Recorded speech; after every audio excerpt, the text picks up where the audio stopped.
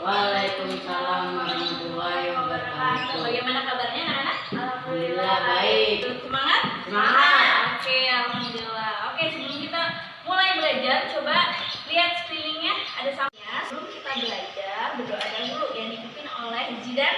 Ayo. Sebelum kita mulai, alangkah baiknya kita berdoa. Berdoa mulai. Doa selesai. Sekarang Ibu absen dulu ya. Zidan Hadir. Luis hadir. Oke. Alhamdulillah masuk semua ya. Karena dengan belajar kita dapat mencapai impian kita. Dalam hadis itu berkata, "Thalabul ilmi fardhatun 'ala kulli muslimin." Ilmu itu wajib bagi semua umat muslim.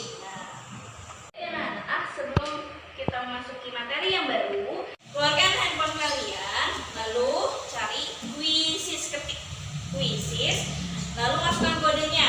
Nah, ini kita pretest ya. Lalu tentang apa?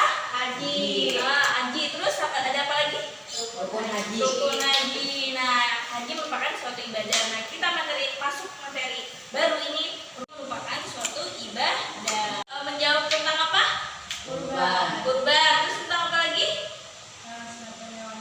Hewan kurban. Iya, bagus. Nah, materi kali ini terkait dengan kurban. Nah, oke, Ibu akan membacakan tujuan pembelajaran materi hari ini. Tujuan pembelajaran pada materi hari ini adalah yang pertama, yaitu peserta didik mampu menjelaskan tentang pengertian kurban. Yang kedua, peserta didik mampu menjelaskan tentang hukum kurban.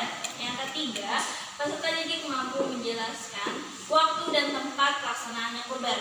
Yang keempat, peserta didik mampu menjelaskan tentang ketentuan hewan kurban.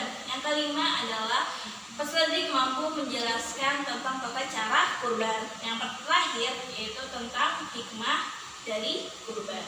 Sebelum masuk pembelajaran, Ibu jelaskan. Ibu mau nanya dulu nih, pernah gak kalian itu kehilangan sesuatu barang atau sesuatu yang kalian sayangi gitu? Ada yang pernah kehilangan? Ada. Apa? Kehilangan apa? Duit berapa?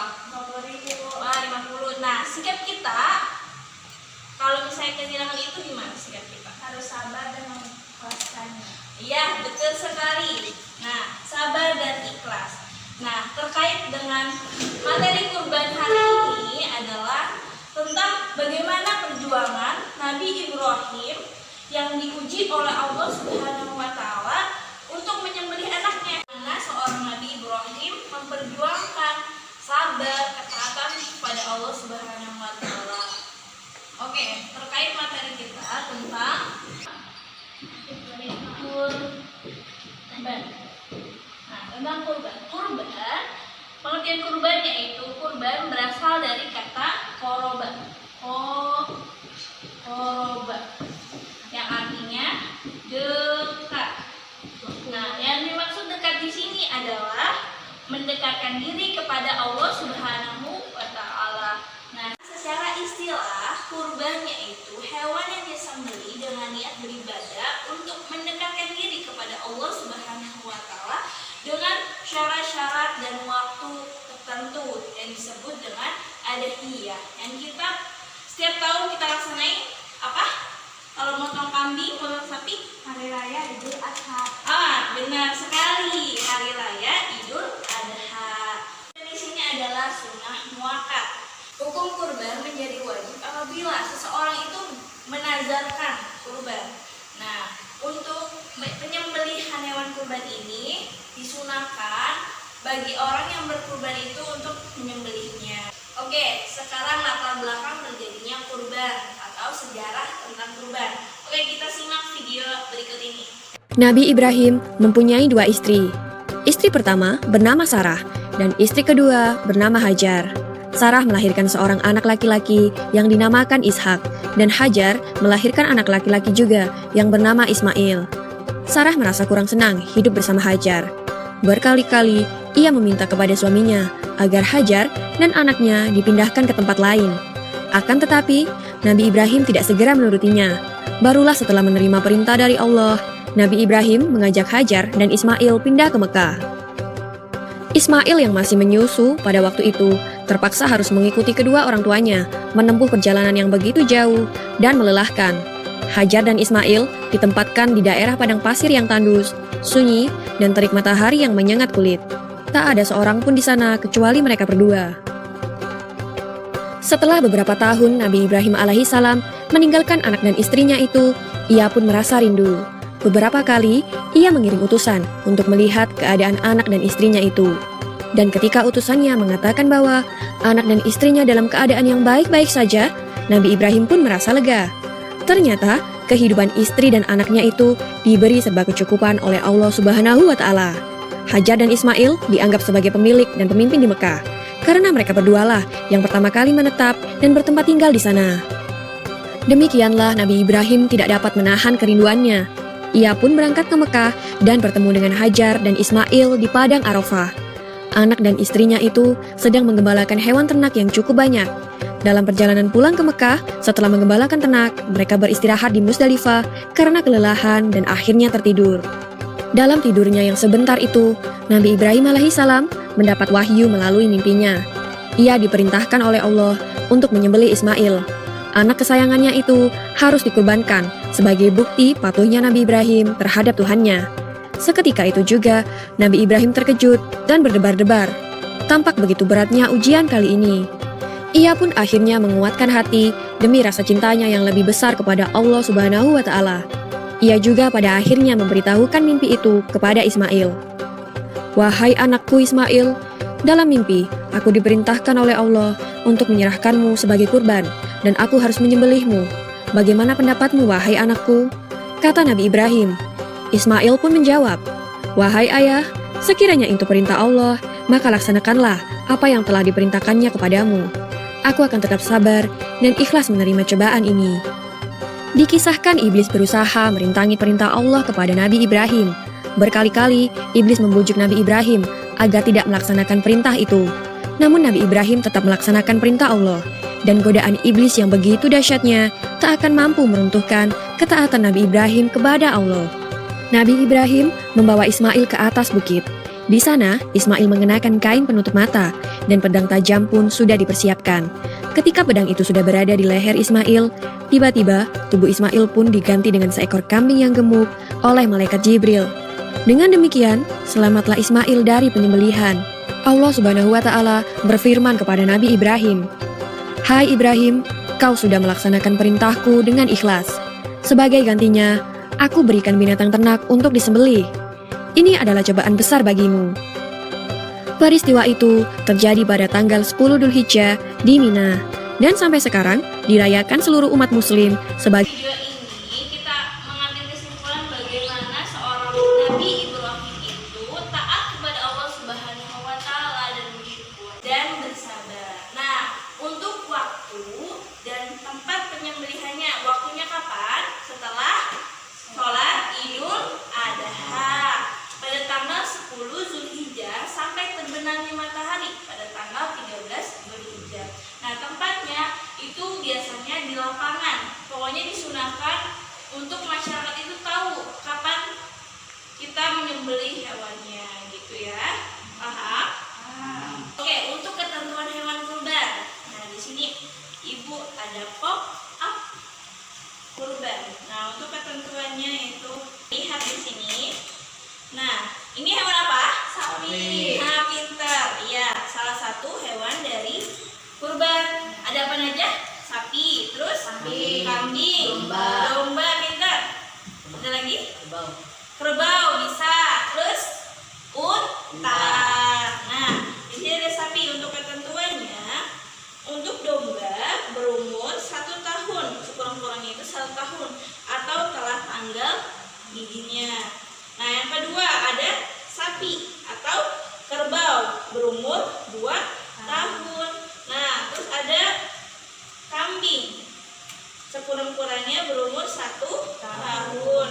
Untuk ini ada unta, sekurang-kurangnya berumur 5 tahun. Nah, itu ya. Jadi ada ketentuan-ketentuan untuk hewan itu dikurbankan gitu. Nah, di sini ada lagi apa? Nah, kambing atau domba itu untuk berapa orang?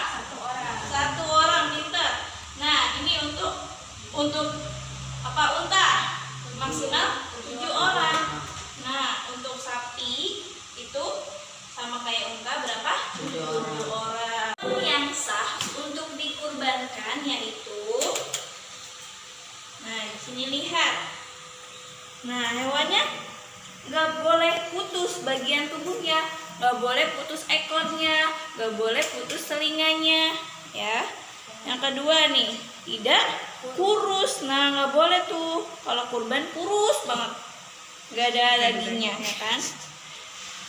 Nah, terus sakit. Nah, hewan kurban itu nggak boleh sakit.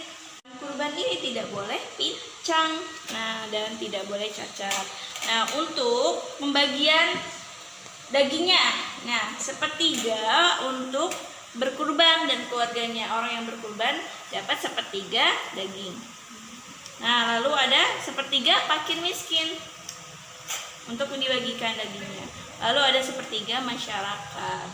Kita belajar tentang tata cara kurban. Nah, oke. Ibu guru punya spidol. Ibaratkan ini hewan ya, maupun kambing, sapi, ya. Nah, ini palanya nih, ya. Disunahkan membaca Bismillah, lalu membaca sholawat. Nah, terus hewannya itu dimiringkan, digulingkan ke kiri, yaitu menghadapkan ke kiblat. Terus dipotong lehernya, ya. Nah, membaca takbir Allahu Akbar dan berdoa Allahumma taqabbal min Muhammadin wa li Muhammadin wa min ummati Muhammadin. Nah, disunahkan yang berkurban untuk menyembelih hewan itu. Nah, kalau misalnya nggak ada, bisa diwakilkan, tapi yang kurban itu hadir di tempat untuk menyaksikan. Di antara kalian untuk maju ke depan, gimana tadi tata caranya? Coba Jidan. Coba, ini ibaratkan hewan ya. Ibu. Nah, ini kepalanya. Oke, gimana tadi? Membaca Bismillah. Nah, terus membaca sholat. Membaca salawat. Nah, terus menggulingkan ke kiri. Menghadap kiblat. Oke, Terus takbir. terus membaca doa. Ya, niat doanya. Apa doanya? Apa? Allah. Oke, ikutin ya. Allahumma taqabbal min Muhammadin. Allahumma taqabbal min Muhammadin wa ali Muhammadin wa min ummati Muhammadin. Nah, gitu. Oke, makasih Jidan. Ibu akan memberikan kelompok untuk diskusi. Oke.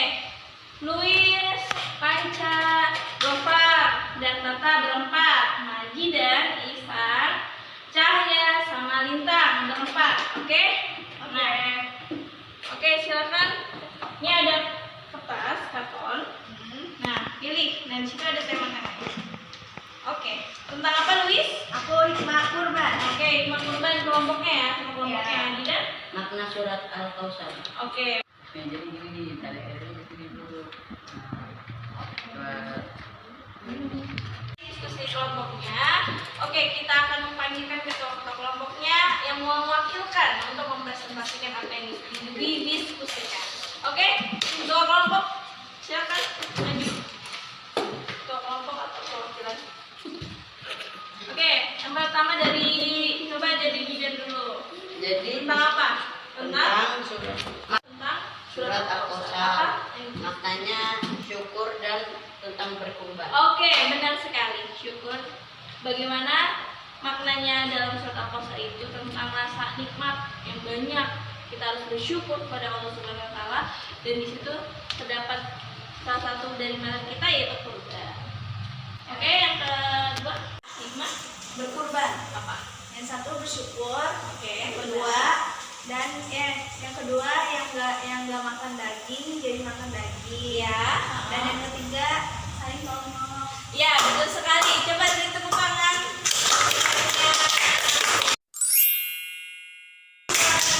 Hari ini apakah sudah paham? Paham? Ada yang ingin bertanya? Tidak.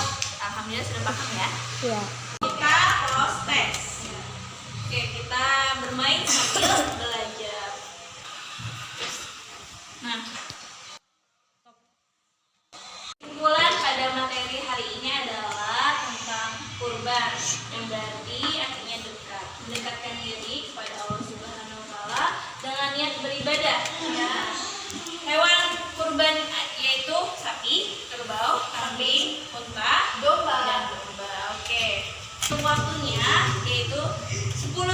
Zulhijjah sampai 13 Zulhijjah. Nah, untuk waktunya penyembelihannya yaitu setelah sholat Idul Adha. Dalam materi hari ini, hikmahnya itu saling menolong, bersyukur, sabar, taat.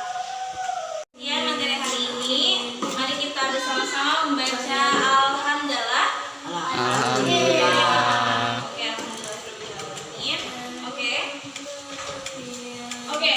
Ijhad wala taksal wala takun gofiat karena matul uqba imannya terasal. Kita sung-sunglah dalam belajar. Oke. Ibu guru pamit. Assalamualaikum warahmatullahi wabarakatuh. Waalaikumsalam.